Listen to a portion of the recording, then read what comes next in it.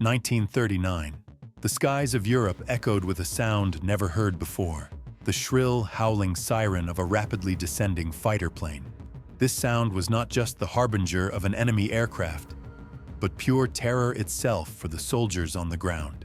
Its name, Junkers Ju-87 Stuka.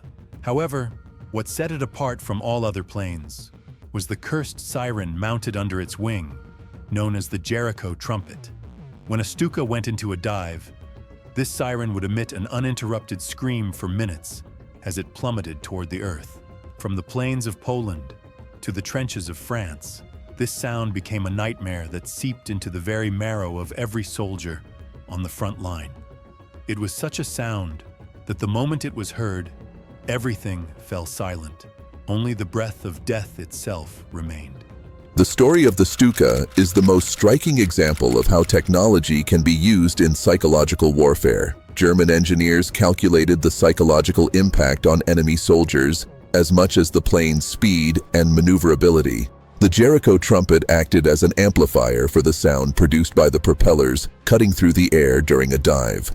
This siren shattered a soldier's will to fight, thrusting them directly into a mode of fear and panic. Crews inside tanks, infantry in trenches, even civilians behind the lines would freeze upon hearing this sound. It was one of the most primitive yet effective psychological weapons in history, demonstrating how a single sound could paralyze an entire army. The Stuka's siren broke the enemy's resistance long before the bombs hit the ground.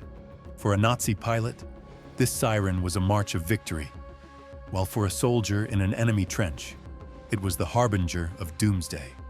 Every village, every bridge, every military convoy targeted by the Stuka was plunged into utter chaos, accompanied by that shrill cry. In the skies of Europe, this deadly siren had become the most terrifying symbol of Nazi Germany's blitzkrieg. But this was only the beginning. The terror of the Stuka would spread across all of Europe, leaving deep scars on the minds of Allied soldiers. But how would American soldiers stand firm against this psychological horror?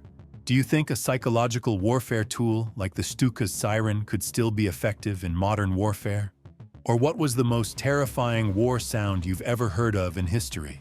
Share it with us in the comments, and let's examine the echoes of this terror together.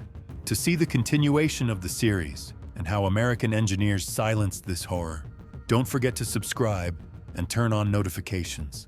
Although the Stuka siren appears to be a German invention, its roots actually go back much further, to the feudal wars of Japan. Japanese samurai used horns made from large seashells, called horagai, to demoralize the enemy as they entered the battlefield. The haunting sounds produced by these horns created chaos in enemy ranks, paralyzing them with fear. In the 1930s, German engineers were looking for ways to modernize this ancient psychological warfare tactic. The idea of turning a sound into a tool for mass panic fit perfectly with Hitler's blitzkrieg concept. The goal was to defeat the enemy not just with bombs, but with an invisible weapon, sound. This was a bitter lesson in human history, showing that war was not composed solely of physical destruction. The Stuka siren was not just a mechanical device. It was a total masterpiece of engineering and psychology. The design of the sirens was specially optimized to produce a sound at maximum decibels using the power of the wind. Each Stuka carried multiple sirens simultaneously, making the sound even more intense and multi-layered. The siren sound vibrated in the frequency range where the human ear is most sensitive, and this situation completely obliterated the soldier's ability to focus. Furthermore, the sudden onset of this sound and its gradual rise during the descent reinforced a soldier's thought of, "They are coming for me." American engineers and psychologists would have to work on this phenomenon for years to neutralize its effect.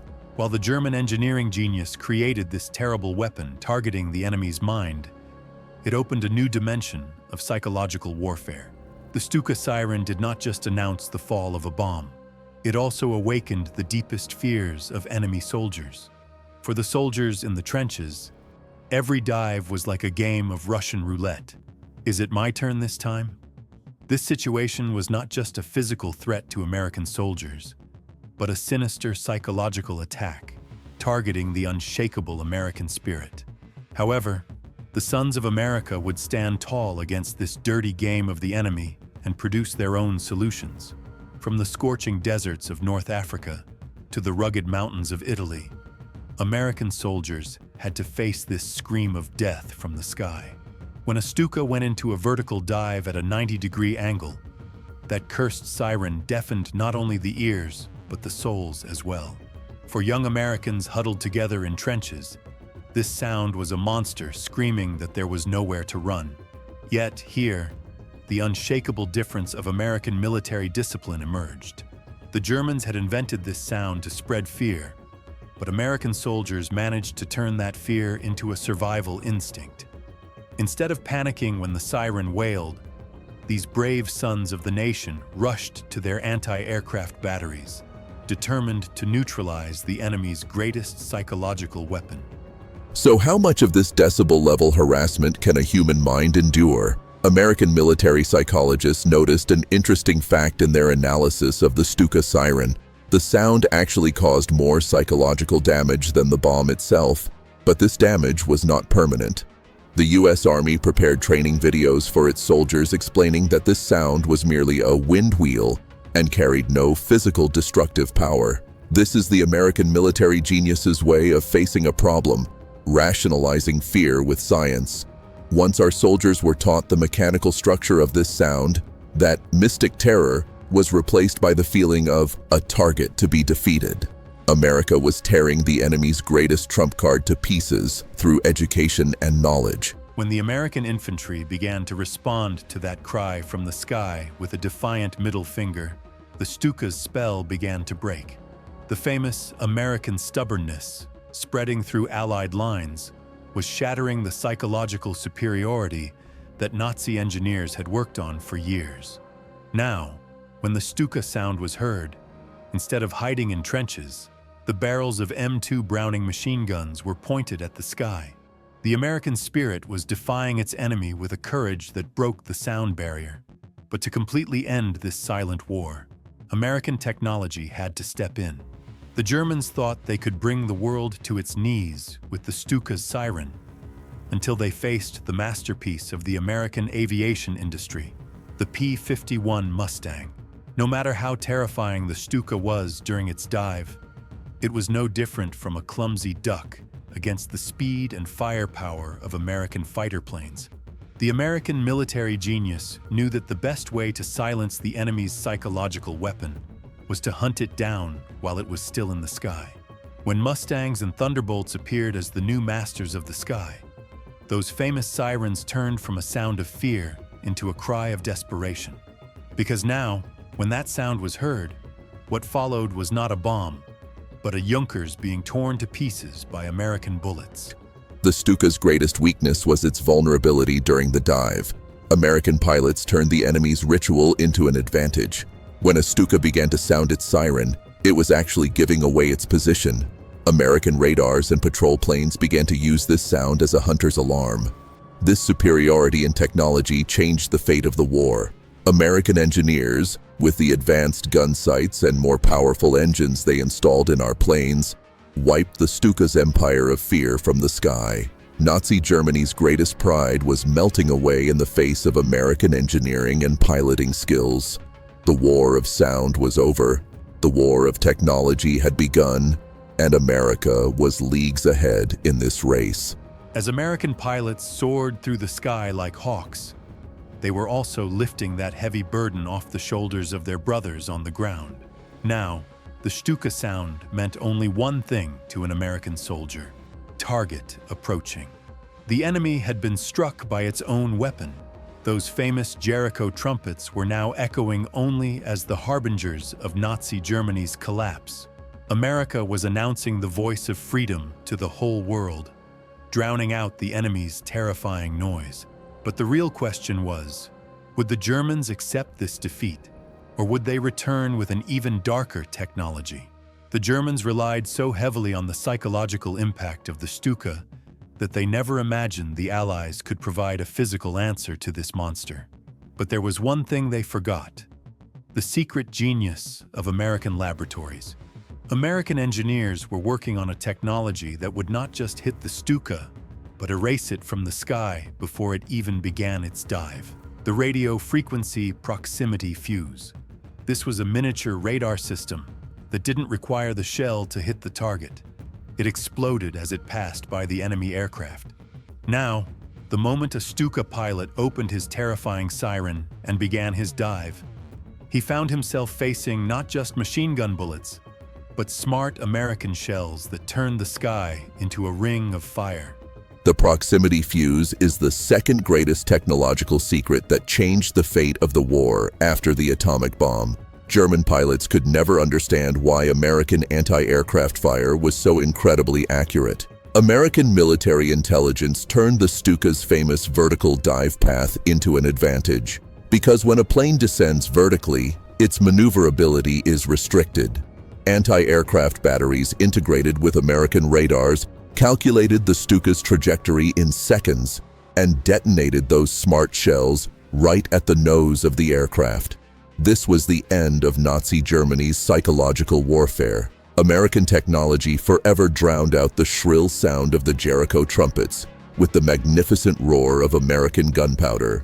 American soldiers in the trenches no longer feared as they watched Stukas explode one by one in the sky. They cheered. That siren, once known as the sound of death, had now become a background track for American technological victory. America had turned the enemy's most sinister weapon into a pile of junk with pure science and a masterpiece of engineering. For Nazi pilots, every place from Iwo Jima to Normandy was now a graveyard in the sky. By the final years of the war, the psychological balance had shifted completely. Now, it was not the Allied soldiers who were afraid, but the Nazi pilots who were diminishing one by one with every sortie. When the Stuka sirens began to wail, it was no longer an attack signal, but a suicide announcement. The US Army had examined captured Stukas and unlocked all their secrets. Some American units even began mounting copies of these sirens on their own vehicles and charging at the Germans. This was the most striking example of American military humor and unshakable self-confidence, defeating the enemy with their own weapon while mocking them at the same time. The counter-psychological operations implemented by the US military during this period are worthy of textbooks. Brochures distributed to our soldiers mocked the Stuka siren, emphasizing that this sound was actually a sign of Nazi desperation. For a weapon to be frightening, it must be mysterious. But once American genius dissected and analyzed that mystery, all that remained was a simple wheel spinning with the wind. As American logistics poured more P-51 Mustangs and more advanced radar systems into the front every day, the Germans' famous Blitzkrieg legend was being crushed under American industrial power. Now, only the sound of freedom, the powerful roar of American engines, echoed in the sky. Nazi Germany's empire of fear had been shattered by the steel coming out of American factories and the intellect emerging from American universities. The Stuka siren was now merely an antique piece to be displayed in museums. The Sons of America had reached victory by passing through that shrill cry. But there was one final act left in this great struggle, the lasting legacy of this terror in world history, and the ultimate victory won by the American spirit. When the smoke of war cleared and the dust cloud over Berlin settled, a strange and peaceful silence reigned over the skies of Europe. That shrill cry that once vibrated across the continent kept soldiers sleepless and echoed like an assault on human dignity. The Stuka siren had finally fallen silent. The false claim to divinity built on fear by Nazi Germany had been crushed under the steel of American factories and the unshakable will of America's sons. The Jericho Trumpets were now on the desks of American engineers as war trophies, being studied, analyzed, and transformed into antique pieces that would never terrify an American soldier again. This was not just the defeat of a plane or a siren system. It was the greatest American victory ever won against fear itself. The Stuka siren is classified in military history as a technological disappointment because if a weapon's effect is only psychological, That weapon only works if your enemy is weak. And the American military has never been weak. When our engineers solved the mechanical structure of those sirens, they essentially solved the fake majesty of Nazism as well. Today, those rusted siren propellers displayed in military museums teach us a vital lesson. No technological tool of terror is stronger than a free man's determination to defend his homeland. America didn't win World War II just because it produced more tanks or more planes. It won because it uprooted the dark seeds sown in the enemy's soul with science, intellect, and unshakable discipline. When the sound of the Stuka faded, the deep silence that followed was actually the sound of the great peace that American democracy and military genius announced to the whole world. Today, when the wind blows on the shores of Normandy or in the deep forests of the Ardennes, some still think they hear that distant, shrill cry.